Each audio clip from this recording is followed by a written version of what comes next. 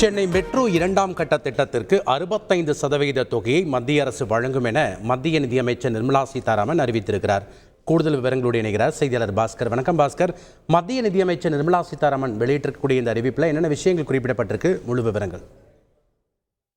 63,246 கோடி ரூபாய் மதிப்பீட்டில் தான் மத்திய அரசின் திட்டமாகவே இந்த சென்னை மெட்ரோ ரயில் திட்டத்தினுடைய இரண்டாம் கட்டத்துக்கான அனுமதி என்பது மத்திய அமைச்சரவை கூட்டத்தில் வழங்கப்பட்டதாக தெரிவிக்கப்பட்டிருக்கிறது.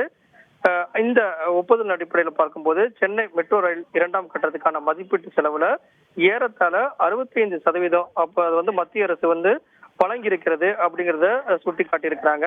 இந்த நிதியுதவியில 33,593 கோடி ரூபாய் முழு கடனும் சமபங்கு மற்றும் சார்நிலை கடனான ஒரு 7,425 கோடி ரூபாயும் இதுல அடங்கும் அப்படிங்கிறதையும் தெளிவுபடுத்தியிருக்காங்க. எஞ்சிருக்கக்கூடிய 35% மதிப்பீட்டு செலவுக்கு மாநில அரசு நிதியுதவி செய்யும் என்பதையெல்லாம் சுட்டிக்காட்டி மெட்ரோ ரயில் திட்டத்துக்கான நிதியுதவி எப்படி மேற்கொள்ளப்பட்டிருக்கிறது, மத்திய அரசினுடைய பங்கு எவ்வளவாக இருக்கிறது, மாநில அரசினுடைய பங்கு எவ்வளவாக இருக்கிறது என்பதை மத்திய அமைச்சர் மூலமாக தெளிவுபடுத்தியிருக்கிறார்கள்.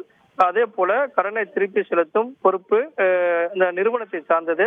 திருப்பி செலுத்துதல் பொதுவாக குறைந்தபட்சம் 5 ஆண்டு அப்படிங்கிற அடிப்படையில நிர்ணயிக்கப்பட்டிருக்கிறது. அதாவது ஏறத்தாழ திட்டம் முடிந்த பின் தொடங்கக்கூடிய நடவடிக்கையாகவும் கடனை திருப்பி செலுத்தும் நிலையில இல்லாத பட்சத்தில் அந்த ஆண்டுக்கான கடனை திருப்பி செலுத்துவதற்கு ஏதுவாக அந்த நிறுவனம் நிதி உதவி வழங்குவதற்குண்டான மாநில அரசு அதற்கான பொறுப்பு அப்படிங்கிறதையெல்லாம் தெளிவுபடுத்தி இந்த அறிக்கை என்பது தற்போது வெளியிடப்பட்டுள்ளது. நன்றி பாஸ்கர், உங்களுடைய தகவல்களுக்கு. செய்திகளை உடனுக்குடன் தெரிந்து கொள்ள உடனே சப்ஸ்கிரைப் பண்ணுங்க.